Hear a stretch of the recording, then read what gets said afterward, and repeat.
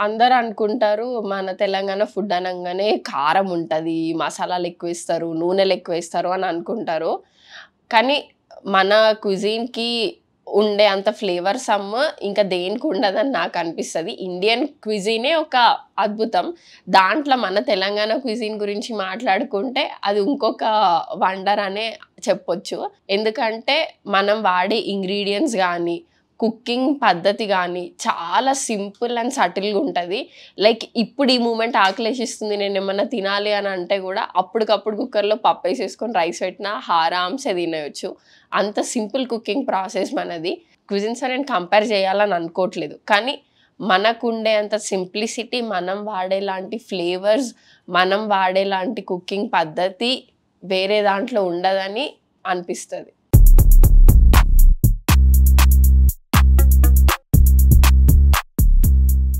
నా ఉద్దేశంలో ఎవరు ఎట్లా చేసినా every food is made good. కానీ దానికి ఒక ఇంపార్టెన్స్ ఉంటదని నేను స్ట్రాంగ్‌గా బిలీవ్ చేస్తా. ఎందుకంటే ఇప్పుడు మనం బయటికెళ్ళి ఒక 4 రోజులు ఊరికెళ్ళినాం అనుకోండి. ఊరికెళ్ళొచ్చి ఇంట్లో తింటే అబ్బా! ఇయాల తిన్నట్టుంది అని పక్కా ప్రతి ఒక్కళ్ళు అనుకుంటారు. అంటే ఇన్ని రోజులు కూడా మరి బయట తిన్నాం కదా! అది కూడా టేస్టీగా ఉండే. ఇంకా హోటల్స్‌లలో ఇంకా బెటర్ చేస్తారు కదా! బట్ మనం మన ఊరు దాటి బయటికెళ్ళినప్పుడు ఆ తిండి తింటాం కదా!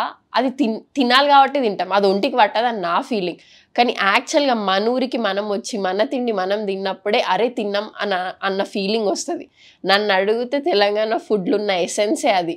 మనం ఒక్కసారి తింటే తిన్నది ఒంటికి ఇట్లా పట్టేస్తదని అంటారు చూడు. ఆ ప్రాపర్ సాటిస్ఫాక్షన్ వస్తది తింటే అని నేను నమ్ముతా. అండ్ ఎస్పెషల్లీ మనమందరం ఇక్కడ పుట్టి పెరిగినాం కాబట్టి అమ్మ వాళ్ళు చేసిన ఫుడ్ తిని ఒక్కసారి అమ్మ చేతి వంట మన తిండి తిన్నప్పుడు వచ్చే సాటిస్ఫాక్షనే డిఫరెంట్.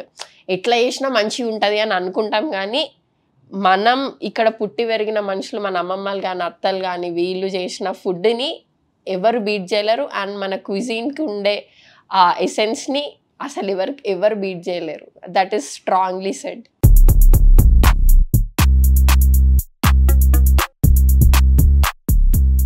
హైదరాబాద్‌లో కుర్బానీ కా మీఠా అనేది మస్తు ఫేమస్.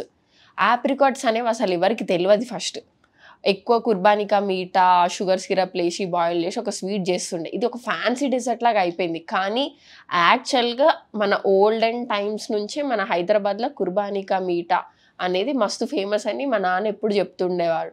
సో, ఇప్పుడు దాన్ని కొంచెం వెస్టర్నైజ్డ్ చేసి, ఇన్‌ఫ్లూయెన్స్ చేసి కొంచెం ట్రెస్ లిచెస్ లాగా అట్లా డిఫరెంట్ చేసి ఆప్రికాట్ డిలైట్ అని ఒక చాలా ఫేమస్ డెజర్ట్ ఇప్పుడు మన హైదరాబాద్‌లో ఉంది. ఇట్లాంటి చాలా డిషెస్ మన దగ్గర ఉన్నాయి. మన దగ్గర ఫ్రై పీస్ బిర్యానీలు ఇవన్నీ లేకపోతుండే. ఇప్పుడేంది బగారా రైస్ మీద చికెన్ ఫ్రై పెట్టి ఫ్రై పీస్ బిర్యానీ అంటే ఇవన్నీ పాత రెసిపీసే. కానీ ఇప్పుడున్న జనరేషన్‌కి మన జెన్‌జీ ఈ కేటగిరీస్‌కి నచ్చేలాగా కొంచెం దాన్ని మోడర్నైజ్ చేసి ఇన్‌ఫ్లూయెన్స్ చేసిండ్రు గానీ ఇవన్నీ ఎక్కడో ఒక దగ్గర మన ఊర్లో మన తెలంగాణలో పుట్టిన వంటలే. కానీ వాటిని కొంచెం మోడిఫై చేసి ఒక డిఫరెంట్ రూపు తీసుకొచ్చిర్రు దానికి అంతే.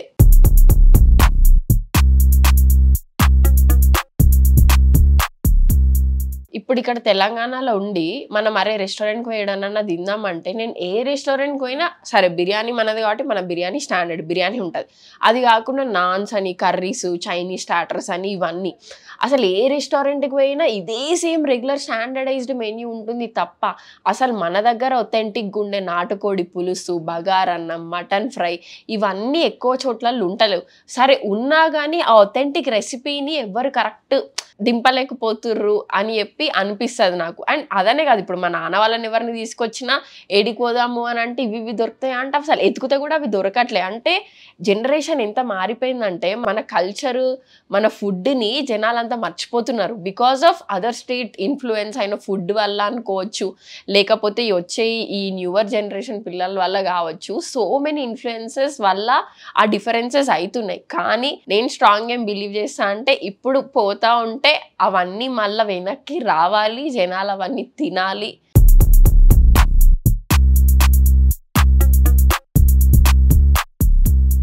నన్ను బిర్యానీ అని అంటే అది పక్కా హైదరాబాదే. అండ్ కానీ ఇప్పుడు బిర్యానీలో కూడా మనకి చాలా డిఫరెన్షియేషన్స్ అయిపోతున్నాయి. ఎందుకంటే వేరే స్టేట్ వాళ్ళు ఇక్కడ ఎక్కువ స్టే చేయడం కానీ, even people from Andhra, north ఇక్కడ ఉండడం వల్ల ఆ బిర్యానీ ఒథెంటిసిటీ కూడా పోయిందని నాకు అనిపిస్తది. అసలు బిర్యానీ అంటే అసలు కారం ఉండదు. అసలు కారప్పొడే వాడరు. అది ఒథెంటిక్‌గా, ఫ్లేవర్‌ఫుల్‌గా తింటే అన్ని స్పైసెస్ ఏస్తాం కాబట్టి దాంతో స్లైట్ ఘాటు, స్లైట్ కారం, ఆ ఫ్లేవర్‌నెస్ ఉండాలి. కానీ దాని ఒథెంటిక్‌నెస్ కూడా పోయిందేమో ఎక్కడ అని నాకు అనిపిస్తది. దాని ఆరిజిన్ ఎక్కడి నుంచి మనకి నిజామ్స్ నుంచి వచ్చింది. మన దగ్గర అప్పుడు ఈ చిల్లీ పౌడర్ యూసేజ్ చాలా తక్కువ. కానీ ఇప్పుడు అన్ని రెసిపీస్ మార్చేశారు. టేస్ట్ ప్యాలెట్‌కి తగ్గ చేసేస్తున్నారు. అందరూ తెలంగాణ అనంగానే, బిర్యానీ అనంగానే కారం, నూనె, ఉప్పు అని అనుకుంటుండ్రు. But I want to break that myth and say it is beyond that. ఒక్కసారి ఒథెంటిక్ ఫుడ్ టేస్ట్ చేస్తే దాని ఎసెన్స్ పడితే ఇవేవి తినలేం. తినడం కూడా ఆపేస్తారు జనాలు.